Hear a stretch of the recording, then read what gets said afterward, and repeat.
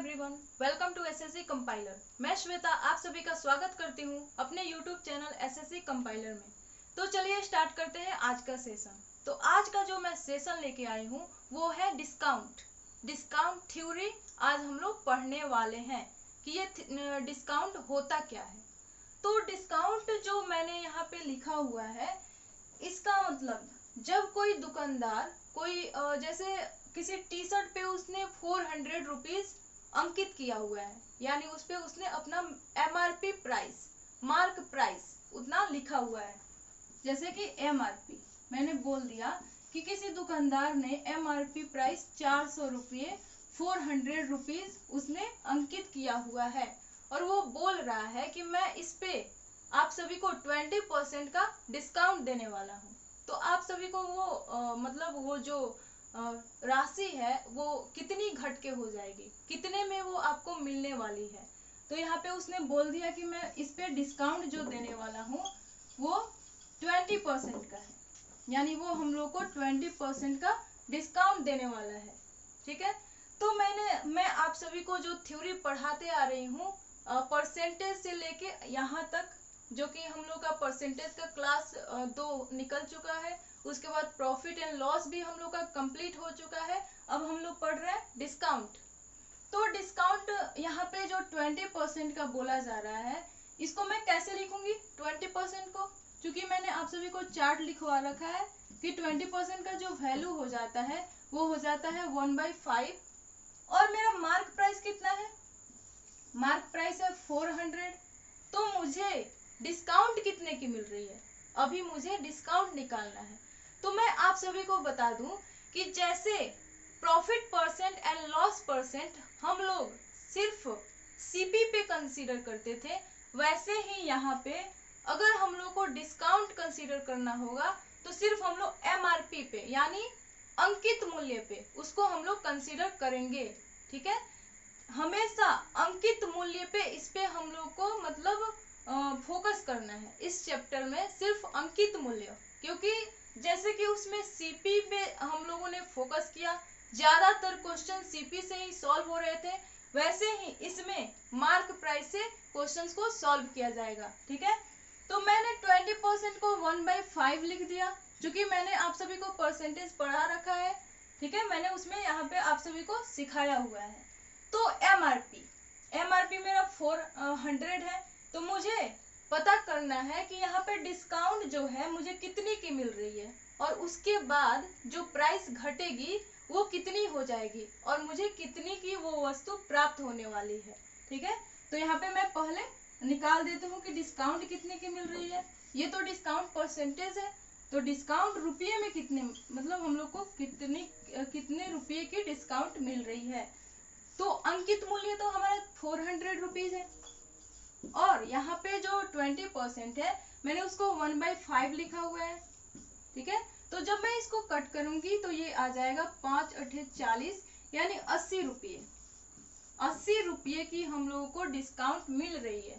तो वो वस्तु हम लोगों को कितने में प्राप्त होने वाली है, तो मैं यहाँ पे जो एसपी हो जाएगा यानी जो विक्रय मूल्य हो जाएगा, वो अगर मैं मार्क प्राइस यानी अंकित मूल्य में से 400 रुपीज में से जब मैं डिस्काउंट को माइनस कर दूंगी तो मेरा जो आ जाएगा वो विक्रय मूल्य, यानी जो दुकानदार ने जितने पे बेचा है वो निकल जाएगा। 400 में से मैंने 80 को घटा दिया, माइनस कर दिया, तो कितना आ जाएगा 320 रुपये। 320 रुपये में दुकानदार ने वस्तु को बेचा, वही हमारा क्या हुआ, क्रय मूल्य हो गया। ठीक है, तो यही डिस्काउंट थ्योरी है, ये पूरा एमआरपी पे कंसीडर किया जाता है। ठीक है, तो अभी मैं नेक्स्ट इसके कंसेप्ट के तरफ चलती हूँ। तो चलिए मैं आप सभी को कुछ फॉर्मूला बता देती हूँ जो कि आप सभी को इसमें बहुत ही हेल्प करने वाली है। तो सबसे पहले हम लोग जो डिस्काउंट परसेंट होता है, जो बट्टा परसेंट होता है, उसको कैसे कंसीडर करते हैं, जो कि मैंने अभी कुछ देर पहले सॉल्व किया था। तो सबसे पहले होगा बट्टा प्रतिशत। तो बट्टा प्रतिशत को कैसे निकालेंगे, तो चूंकि मैंने आपको बता दिया है कि ये हमेशा अंकित मूल्य यानी एमआरपी पे कंसीडर किया जाता है, तो बट्टा परसेंट चूंकि निकालना है तो सबसे ऊपर क्या आएगा, बट्टा, नीचे क्या आ जाएगा, एमआरपी यानी अंकित मूल्य, चूंकि ये अंकित मूल्य पे ही कंसीडर होता है तो मैं यहाँ पे लिख दूंगी अंकित मूल्य। ठीक है, उसके बाद चूंकि हम लोग को इसका परसेंटेज निकालना है तो मैं यहाँ पे 100 से मल्टीप्लाई कर दूंगी। तो ये हो गया हमारा बट्टा परसेंटेज का फॉर्मूला, बट्टा प्रतिशत का फॉर्मूला। और अगर मुझे सिंपली सिर्फ बट्टा निकालना हो रुपये में तो मैं कैसे निकालूंगी, तो यहाँ पे मैं लिख दूं बट्टा इक्वल टू अंकित मूल्य जो कि मार्क प्राइस हमारी होगी, अगर उसमें से हम लोग विक्रय मूल्य को माइनस कर देते हैं, विक्रय मूल्य यानी एसपी को माइनस कर देते हैं, तो जो हमारा रुपये में आंसर आएगा वही होगा बट्टा। तो आप सभी को यहाँ पे पता चल गया होगा कि जो भी बट्टा में चीजें होती हैं वो मार्क प्राइस पे निकाली जाएंगी, उसी पे कंसीडर की जाएंगी। तो ये तो रहा बेसिक फॉर्मूला। अब हम लोग कुछ न्यू वैरायटी के फॉर्मूले पे कंसीडर करने वाले हैं। तो चलिए मैं इसको पहले क्लियर कर दूं, उसके बाद में नेक्स्ट फॉर्मूले पे चलूंगी। तो चलिए हम लोग नेक्स्ट फॉर्मूला अभी देख लेते हैं। तो यहाँ पे नेक्स्ट क्या होगा, यदि किसी वस्तु पे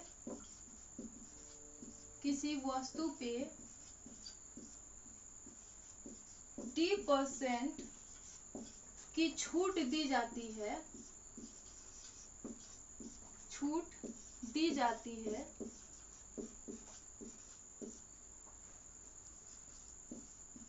तो विक्रय मूल्य क्या होगा, जो हमारा विक्रय मूल्य है वो क्या होने वाला है। तो विक्रय मूल्य बराबर यहाँ पे हो जाएगा बीमू बराबर यानी एसपी इक्वल टू हो जाएगा अंकित मूल्य यानी एमआरपी, अंकित मूल्य इसको हम लोग लिखते हैं एमआरपी या एमपी भी लिख सकते हैं, इनटू 1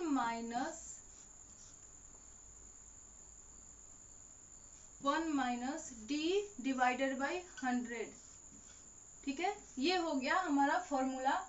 जब किसी वस्तु पे D% की छूट दी जाएगी तो जब हम लोग को विक्रय मूल्य निकालना होगा तो हमारा जो फॉर्मूला होगा वो हो जाएगा अंकित मूल्य यानी MRP Guna 1 minus D divided by 100%। ये हमारा फॉर्मूला हो जाएगा। ठीक है, अगर ऐसे मतलब बहुत सारे डिस्काउंट दिए जाए D1, D2, D3, तब क्या होगा विक्रय मूल्य, तब हो जाएगा जब D1 भी हम लोग को दिया जा रहा है, D1% का भी, D2% का भी, फिर D3% का भी, ऐसे करते करते n, मतलब अगर n तक निकालना हो यानी DN% तक भी छूट दिया जाए तो हम लोग कैसे उसको निकालेंगे, वो हो जाएगा विक्रय मूल्य इक्वल टू अंकित मूल्य into 1 minus D1 divided by 100 into 1 minus D2 divided by 100 into 1 minus D3 divided by 100 into ऐसे ही करते करते DN 1 minus DN divided by 100। ठीक है, ऐसे जाएगा। तो ये हो जाएगा हमारा फॉर्मूला। ठीक है, तो ये रहा ये फॉर्मूले कुछ। अभी मैं नेक्स्ट फॉर्मूला को बता देती हूँ। तो चलिए अभी हम लोग नेक्स्ट कुछ फॉर्मूला को देख लेते हैं, उसके बाद हम लोग क्वेश्चंस को सॉल्व करेंगे। ठीक है, तो जो मेरा अभी नेक्स्ट फॉर्मूला है वो है यदि दो लगातार बट्टा दिया जाए, दो लगातार बट्टे दिए जाए, ठीक है, बट्टे अगर दिए जाए तो जो कुल बट्टा होगा वो कुल बट्टा कुल डिस्काउंट क्या हो जाएगा, कुल डिस्काउंट हो जाएगा D1 plus D2 minus D1 into D2 divided by 100। ये हो जाएगा फॉर्मूला, जो कि बहुत ही इंपॉर्टेंट फॉर्मूला है। ठीक है, तो ये हो गया हमारा फर्स्ट फॉर्मूला। ठीक है, इस स्लाइड का फर्स्ट फॉर्मूला हो गया। अभी मैं नेक्स्ट फॉर्मूले की तरफ चलती हूँ, जो कि वेरी वेरी इंपॉर्टेंट है और हर टाइप के क्वेश्चंस में हम लोग उसका यूज करते हैं। ठीक है, तो मैं उसको लिख देती हूँ। यदि एक वस्तु को D% का छूट देने के बाद भी उस पर R% का लाभ या हानि होता है, तो जो अंकित मूल्य यानी MRP अंकित मूल्य और क्रय मूल्य यानी CP का रेशियो होगा, वो हो जाएगा 100 plus minus R divided by 100 minus discount. ठीक है, तो यहाँ पे जो प्लस साइन मैंने लिखा हुआ है, जब लाभ होगा तो हम लोग उसमें ऐड करेंगे, यानी 100 प्लस R करेंगे, और अगर हानि होती है तो हम लोग 100 माइनस R करेंगे। ठीक है, तो जो ये फॉर्मूला है ये बहुत ही इंपॉर्टेंट फॉर्मूला है। ये वाला फॉर्मूला बहुत ही इंपॉर्टेंट फॉर्मूला है। ये अक्सर बहुत सारे क्वेश्चंस में इस टाइप के मतलब कंसेप्ट को पूछ लिया जाता है। ठीक है, तो यदि एक वस्तु को D% का छूट देने के बाद भी उस पर R% का लाभ या हानि होता है, तो उसका जो अंकित मूल्य और क्रय मूल्य का जो रेशियो होगा वो हो जाएगा 100 plus minus R divided by 100 minus D, यानी 100 माइनस डिस्काउंट। जब लाभ होगा तो ऊपर वाले में 100 प्लस R यानी प्रॉफिट को उसमें ऐड कर देंगे, और जब हानि होगा तो 100 में से लॉस को माइनस कर देंगे। तो ये हो गया हमारा कंसेप्ट। अब मैं चलती हूँ नेक्स्ट, एक और कंसेप्ट हमारा बच गया है, उसके बाद मैं आप सभी को क्वेश्चंस करवाने वाली हूँ। तो चलिए अभी हम लोग नेक्स्ट कंसेप्ट को देख लेते हैं। तो नेक्स्ट कंसेप्ट है,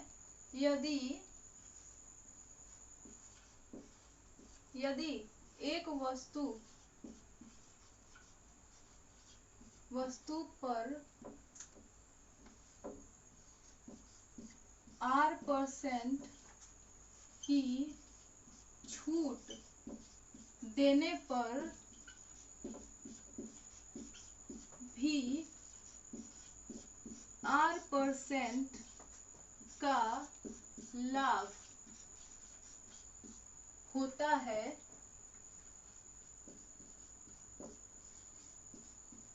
तो जो हमारा अंकित मूल्य है, अंकित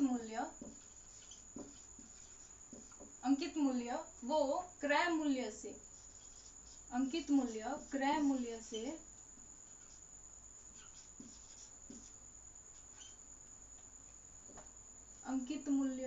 मूल्य से कितना अधिक होगा, क्रय मूल्य से R plus small r plus capital R divided by, यहाँ पे क्या हो जाएगा 100 माइनस R इंटू 100%।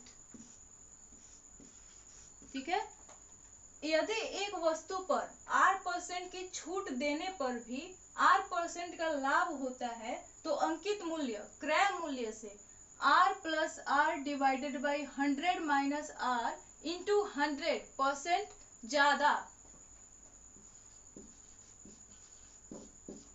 अंकित किया जाएगा।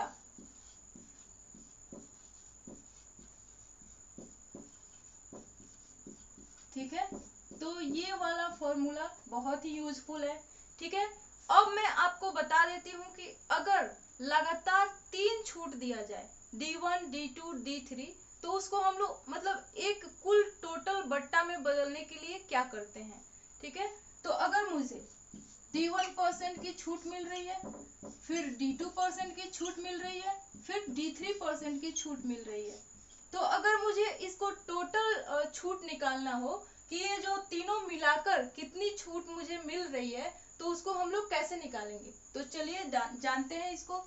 तो जो टोटल डिस्काउंट हो जाएगा, टोटल डिस्काउंट यानी टोटल छूट जो हो जाएगा वो हो जाएगा 100 minus 1 minus D1 divided by 100 into 1 minus D2 divided by 100 into 1 minus D3 divided by 100 में 100 से मल्टीप्लाई करने पे जितना आएगा वो हमारा ये टोटल डिस्काउंट का फॉर्मूला हो जाएगा।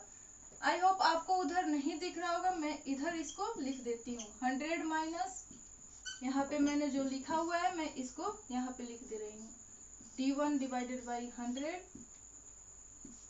Into 1 minus D2 divided by 100 into 1 minus D3 divided by 100। इन सभी में 100% से मल्टीप्लाई कर देंगे।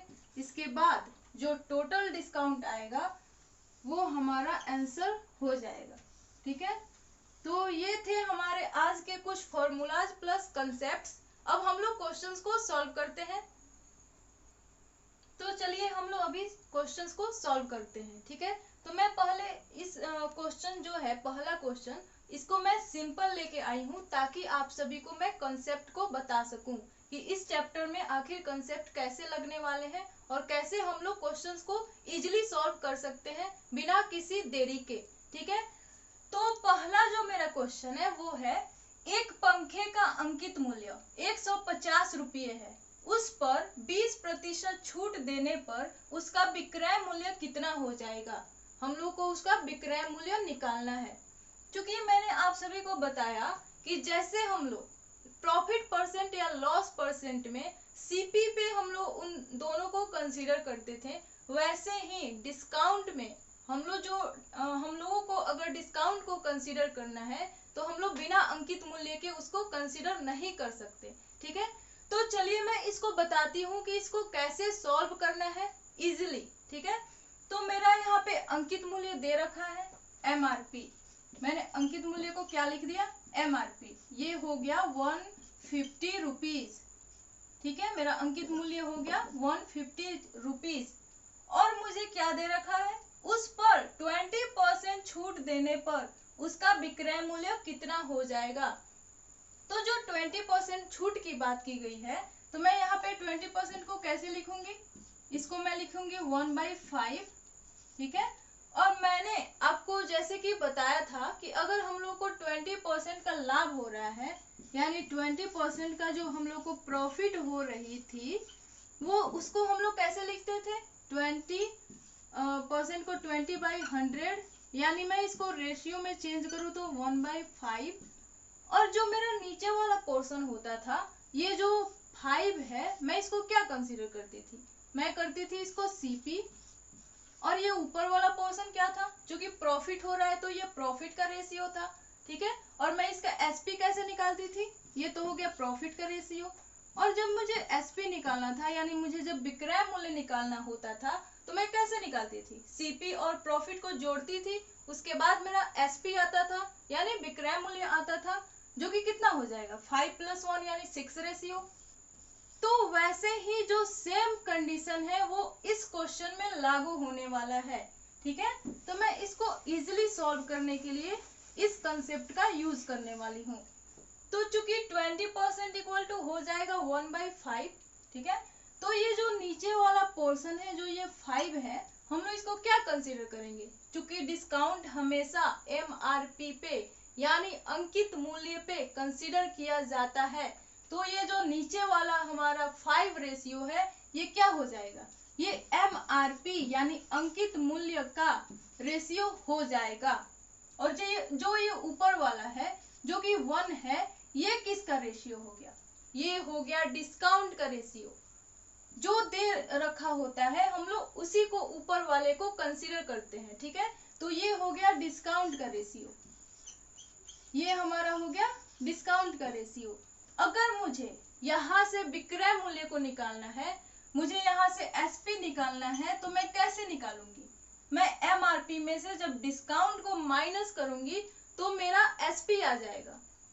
यानी कि कोई दुकानदार अगर अपने शर्ट पे 5 रेशियो का कोई कार्ड मतलब ऐड किया, मतलब उस पे लगाया हुआ है कि मुझे इसे 5 रेशियो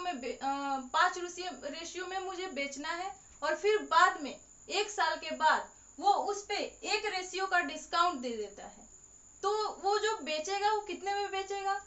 मैं 5 में से 1 को माइनस कर दूंगी, यानी वो 4 रेशियो में बेचने वाला है। तो सिंपली उसका विक्रय मूल्य क्या हो जाएगा?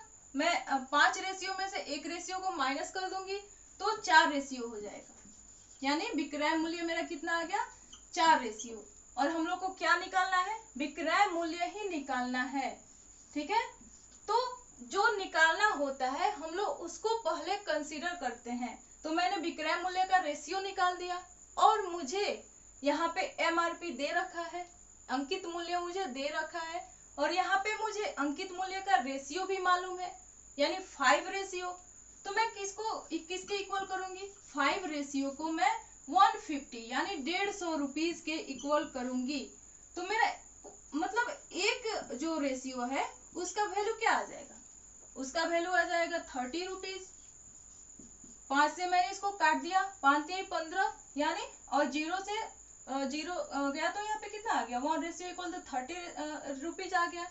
तो मेरा 1 रेशियो का वैल्यू 30 रुपीज आ गया। तो जब मुझे एसपी निकालना होगा जो कि है 4 रेशियो, तो मैं यहाँ पे 1 रेशियो का वैल्यू रख दूंगी तो मेरा एसपी इजिली आ जाएगा। तो क्या 1 रेशियो का 30 रुपीज है, तो 4 रेशियो का कितना हो गया? यहाँ पे मैं 4 से मल्टीप्लाई कर दूंगी, जो कि आ गया मेरा 120 रुपीज। ये आ गया मेरा एसपी यानी विक्रय मूल्य। तो विक्रय मूल्य मेरा कितना हो गया? 120 रुपीज, 120 रुपये, ठीक है। तो ये रहा हम लोग का आंसर। तो अब मैं चलती हूँ नेक्स्ट क्वेश्चन की ओर। तो चलिए देखते हैं नेक्स्ट क्वेश्चन को। तो एक पुस्तक के अंकित मूल्य पर 16% की छूट से एक आदमी 80 रुपये की लागत वाला एक पेन खरीद सकता है। पुस्तक के लिए उसने कितना भुगतान किया? तो चूंकि यहाँ पे दे रखा है कि पुस्तक के मतलब पुस्तक पर अगर एक दुकानदार 16% का छूट दे दे तो वो 16% की छूट से 80 रुपये का एक पेन खरीद सकता है वो आदमी, ठीक है। तो यहाँ पे पूछा जा रहा है कि पुस्तक के लिए उस आदमी ने कितना भुगतान किया दुकानदार को। तो यहाँ पे चूंकि स्पष्ट बताया जा रहा है कि जो 16% की जो छूट है वो किसके बराबर है? 80 रुपये की बराबर है, ठीक है। तो मैं यहाँ पे क्या करूंगी? 16% को मैं किसके बराबर कर दूंगी? मैं कर दूंगी 80 रुपये के बराबर, ठीक है। तो मेरा 1% क्या हो जाएगा? 1% मेरा हो जाएगा यहाँ पे 80 डिवाइडेड बाई 16।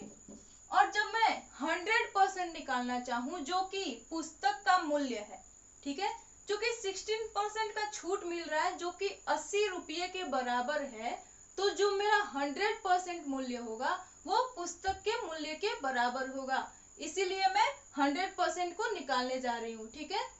तो यहाँ पे क्या हो जाएगा? 1% इक्वल टू 80 डिवाइडेड बाई 16। तो 100% क्या हो जाएगा? 100% जब मैं यहाँ से निकालूंगी तो ये हो गया 80 डिवाइडेड बाई 16 इंटू 100। तो जब मैं इसको काटूंगी तो ये हो गया 16×5 80, और जो मेरा आ गया पुस्तक का एसपी यानी पुस्तक का विक्रय मूल्य वो कितना आ गया? पुस्तक का एसपी जो आ गया वो 500 रुपीज आ गया, 500 रुपये, ठीक है। तो ये हो गया हमारा पुस्तक का मूल्य, और यही आंसर हम लोग को निकालना था, ठीक है। तो अब मैं चलती हूँ नेक्स्ट क्वेश्चन की ओर, ठीक है।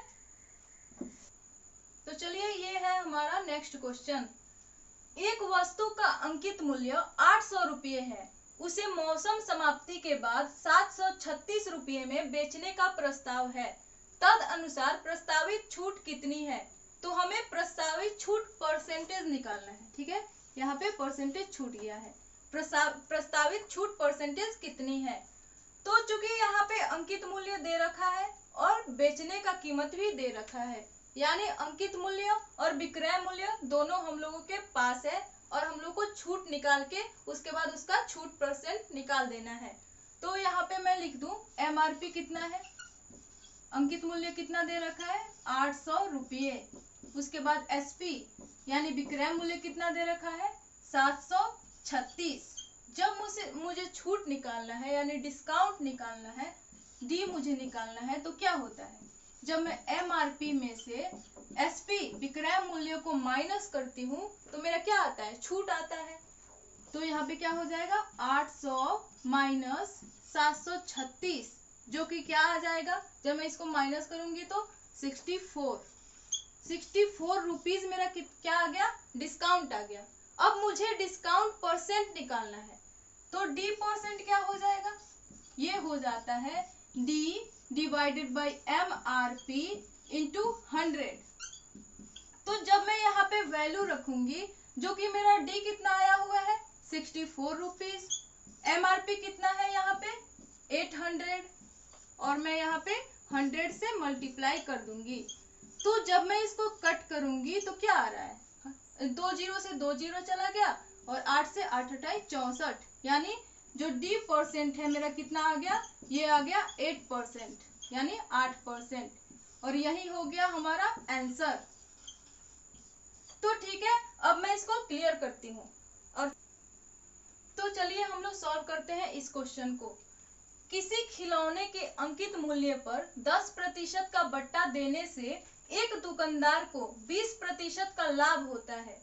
यदि उसने 20% का बट्टा दिया होता तो उसका लाभ प्रतिशत कितना होता? तो फिर से जो ये क्वेश्चन बोल रहा है ये दो पार्ट में है। पहले हम लोग एक पार्ट को सॉल्व कर लेंगे, उसके बाद जो पहले पार्ट से हम लोग को जो कुछ भी मिलेगा उसका यूज हम लोग दूसरे पार्ट में करके आंसर निकालेंगे। ठीक है, और एक्चुअली हम लोग मतलब कोई भी क्वेश्चन हो जो दो पार्ट में दिया होता है उसको सॉल्व करने का प्रोसेस यही होता है। ठीक है, तो चलिए मैं पहले बता दूं आप सभी को कि ये पहला पार्ट कौन है।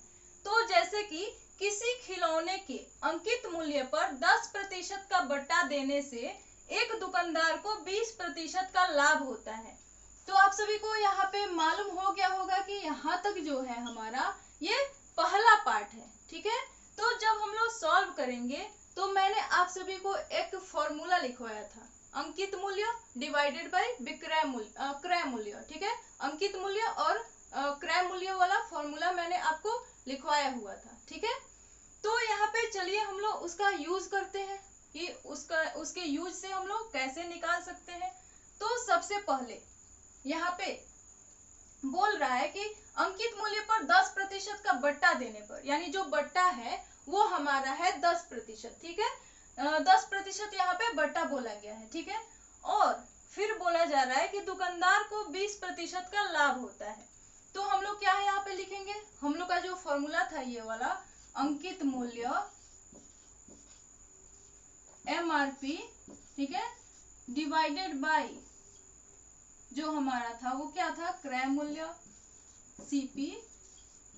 इसका अनुपात क्या था हमारा, इसका अनुपात था अंकित मूल्य में हम लोग क्या करते थे 100 में हम लोग किसको ऐड करते थे, 100 में हम लोग जो लाभ होता था उसको ऐड करते थे। तो यहाँ पे चूंकि 20% का लाभ हो रहा है तो हम लोग इसको ऐड करने वाले हैं 20 को।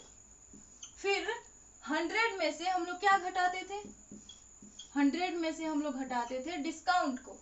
तो डिस्काउंट कितना यहाँ पे दे रखा है 10%, तो यहाँ पे हम लोग 10% को माइनस कर देंगे।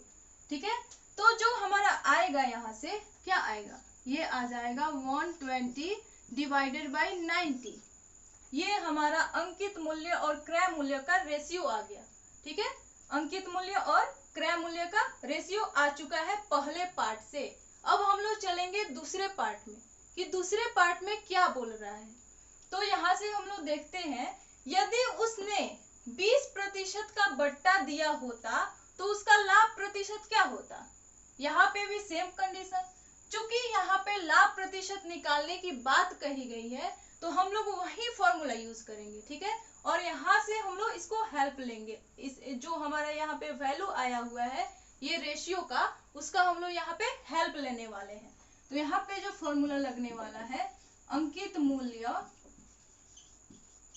डिवाइडेड बाय क्रय मूल्य, इसका भी सेम फॉर्मूला लगेगा। यहाँ पे क्या हो जाएगा, 100 प्लस p%, जो कि हम लोग को मालूम नहीं है लेकिन निकालना है। यहाँ पे लाभ प्रतिशत को हम लोग को निकालना है, ठीक है। लेकिन डिस्काउंट क्या बोला है, 20%।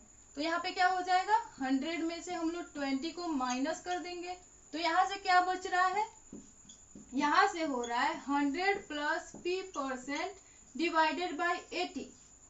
तो चूंकि ये दोनों पार्ट को जब हम लोग इक्वल करेंगे तो आंसर हम लोग को दिख रहा है, ठीक है। तो इसको मैं इक्वल करती हूँ पहले यहाँ से, तो मैं यहाँ पे लिख दूँ 120 divided by 90 equal to 100 plus p% divided by 80। मैं यहाँ से इसको सॉल्व कर देती हूँ, ठीक है। तो यहाँ से ये कट गया 0 से 0, उसके बाद मैं इसको कट कर देती हूँ तो ये आ गया 40।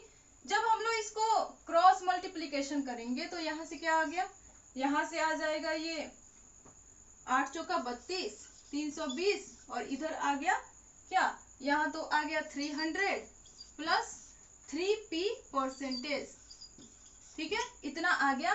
जब हम लोग इसको माइनस करेंगे तो यहाँ से हम लोग पा लेंगे 3p% इक्वल टू 20। और जब हम लोग p% को निकालेंगे, ठीक है, जब हम लोग p% को निकालेंगे यहाँ से तो क्या आ रहा है, हम लोग 20 में 3 से डिवाइड कर देंगे, जो कि कितना होता है, ये हो जाता है 3 छक 18, 6 सही 2 डिवाइडेड बाई 3% हमारा प्रॉफिट परसेंट आ रहा है, क्योंकि यही आंसर हो गया, ठीक है। तो ये सिर्फ फॉर्मूला पे बेस्ट क्वेश्चन था, ठीक है, और ये बेस्ट क्वेश्चन है जो कि एग्जाम में पूछा जाता है और ये प्रीवियस ईयर में भी पूछा गया क्वेश्चन है, ठीक है। तो अब मैं चलती हूँ नेक्स्ट क्वेश्चन की तरफ। तो चलिए ये रहा हमारा नेक्स्ट क्वेश्चन। एक स्टॉक क्लियरेंस सेल में एक जूता कंपनी ने 20% की छूट की घोषणा की। यदि छूट प्राप्त कीमत 800 रुपये है तो मूल कीमत क्या होगी। मूल कीमत मीन्स यहाँ पे मूल कीमत किसको बोला जा रहा है, मूल कीमत बोला जा रहा है एमआरपी को, यानी अंकित मूल्य को, कि उसने दुकानदार ने एमआरपी कितनी अंकित की हुई थी, ठीक है। तो यहाँ पे चूंकि यहाँ पे बोला जा रहा है कि यदि छूट प्राप्त कीमत का मतलब क्या होगा, मतलब यहाँ पे क्या बोला जा रहा है स्पेशली, तो यहाँ पे छूट प्राप्त कीमत का मतलब हो गया, यहाँ पे हम लोगों से विक्रय मूल्य की बात की जा रही है कि विक्रय मूल्य हम लोगों का इतना रुपया है, यानी 800 रुपया विक्रय मूल्य हो गया। तो यहाँ पे विक्रय मूल्य दे दिया हुआ है जो कि 800 रुपया है, ठीक है। और यहाँ पे छूट की भी बात की गई है, तो D% कितना है, डिस्काउंट परसेंटेज कितना दिया हुआ है, 20% यहाँ पे डिस्काउंट की बात की गई है, ठीक है। और पूछा जा रहा है कि यहाँ पे अंकित मूल्य क्या होगा।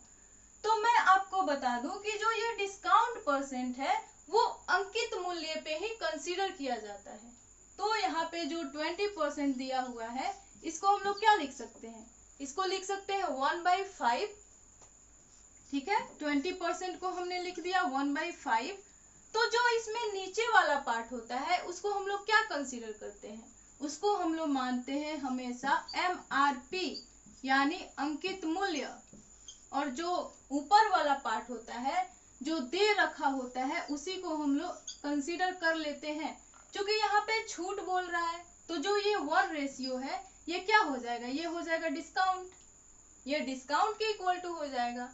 अगर मैं यहाँ से एसपी का रेशियो निकालूं यानी विक्रय मूल्य का रेशियो निकालूं तो कितना हो जाएगा विक्रय मूल्य का रेशियो।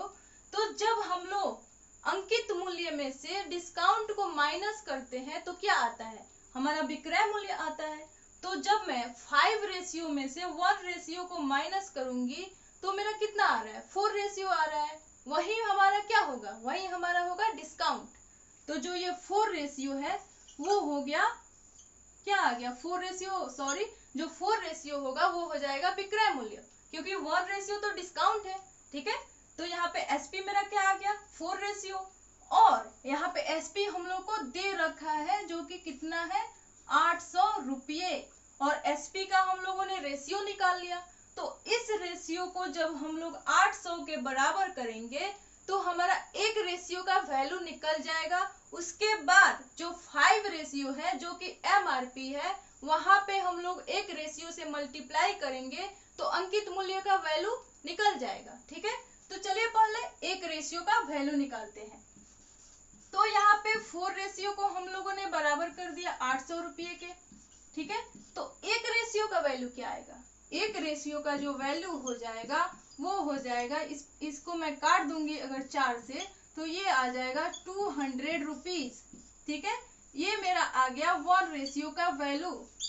तो अगर हम लोग को अंकित मूल्य यानी मूल कीमत निकालनी है तो कितने रेशियो के बराबर है, ये है 5 रेशियो के बराबर। एमआरपी हमारा 5 रेशियो के बराबर है। तो एक रेशियो की तो वैल्यू हम लोग को मालूम हो गई। तो अब 5 रेशियो की वैल्यू हम लोग को पता करनी है। तो चूंकि एक रेशियो की वैल्यू 200 रुपये की बराबर है तो 5 रेशियो की वैल्यू किसके बराबर हो जाएगी, इसमें हम लोग 200 में 5 से मल्टीप्लाई कर देंगे तो कितना आ जाएगा, 1000 रुपीज। ये हो गया हमारा एमआरपी यानी अंकित मूल्य, जो कि कितना है, 1000 रुपये।